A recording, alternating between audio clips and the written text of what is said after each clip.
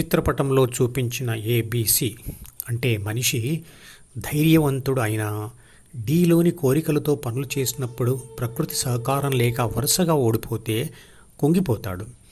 పిరికివాడు కూడా ప్రకృతి సహకారంతో వరుస గెలుపులు గెలిస్తే పొంగిపోతాడు, ధైర్యవంతుడు అవుతాడు. అంటే ధైర్యం మరియు పిరికితనం అనే భావాలు కూడా అనుభవాలతో గట్టిపడవచ్చు లేదా బలహీనపడవచ్చు. పొంగిపోవడం వల్ల అంటే ధైర్యం రావడం వల్ల కోరికలు గట్టిపడతాయి మరియు మరిన్ని కోరికలు కోరుకోవడం జరుగుతుంది.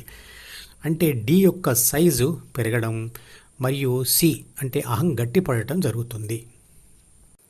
అంటే నేను, నాది, నాకు, నన్ను అనే స్వార్థభావం మరింత గట్టిపడడం జరుగుతుంది.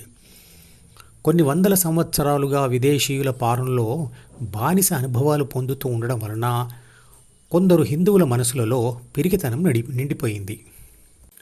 ఈ పిరికితనమే గెలుస్తూ పోతున్న శత్రువులలో ధైర్యాన్ని నింపింది. కుంగిపోయిన వాడు ఆత్మన్యూనతాభావంతో ఉంటూ తర్వాత ప్రకృతి సహకారంతో తన ప్రయత్నాలలో వరుస గెలుపులు కలుగుతూ ఉంటే మొదట ఆత్మవిశ్వాసం సంపాదించి తర్వాత అదే గెలుపులు కంటిన్యూ అవుతే అహంకారిగా మారతాడు. అంటే అహం అంటే నేను, నాది, నాకు, నన్ను అనే మనసులో రాయబడిన భావం మరింత గట్టిపడుతుంది. ప్రాపంచిక అనుభవాలతో పాటు చిన్నతనం నుండి నిరంతరంగా ధైర్యంతో కూడిన కథలను చెప్పడం వల్ల ద్వితీయ మనసులో ఆత్మవిశ్వాసం ఏర్పడుతూ అంటే ధైర్యం పెరుగుతూ ఉంటుంది. ఎన్నో వందల సంవత్సరాల నుండి కొన్ని మతాల వాళ్ళు హిందువులను మతం మార్చడానికి పెట్టే హింస మరియు మోసాలతో పాటు హిందువులు కూడా తమ ధర్మాన్ని అర్థం చేసుకోకపోవడం లేదా తప్పుగా అర్థం చేసుకోవడం మరియు దానిని ఆచరించకపోవడం కూడా ఒక కారణం.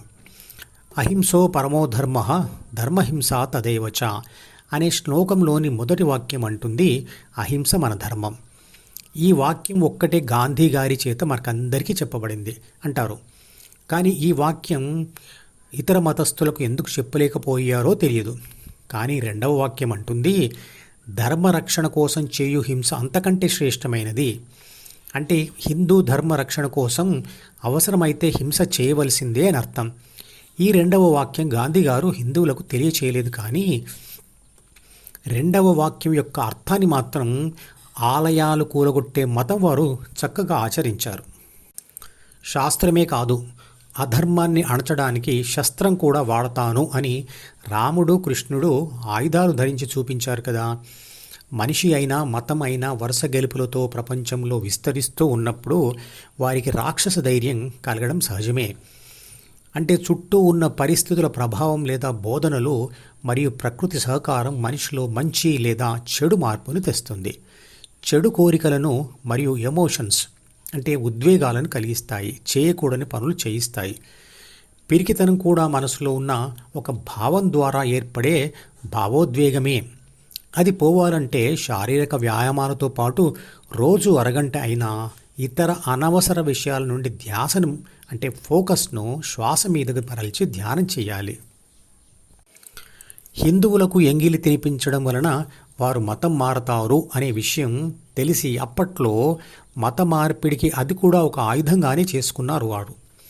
ఉత్తర భారతదేశంలో ఒక ఊరు వారి తాగే నీటి బావిలో ఒక మతం వారు ఉమ్మివేయడం వలన ఆ నీరు తాగిన ఆ ఊరి వారంతా సనాతన ధర్మం నష్టపోయింది అనుకుని మతం మారారట.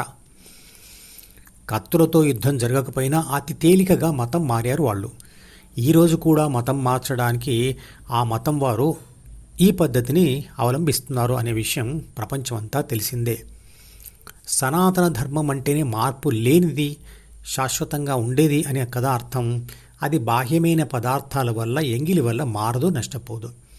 కాబట్టి సనాతన ధర్మాన్ని భగవద్గీత ద్వారా అర్థం చేసుకోవడం, ఆచరించడం, తర్వాతి తరం వాళ్లకు దానిని చేరవేయడం మన నైతిక మరియు సామాజిక బాధ్యత. ఈ మధుపదం యూట్యూబ్ ఛానల్ వీడియోని సబ్స్క్రైబ్ చేసి గంట గుర్తును నొక్కి ఆల్ని సెలెక్ట్ చేసి ప్రతిరోజు యూట్యూబ్ ఓపెన్ చేసి అడుగున ఉన్న సబ్స్క్రిప్షన్ బటన్ నొక్కితే అన్ని లేటెస్ట్ వీడియోలు చూడవచ్చు.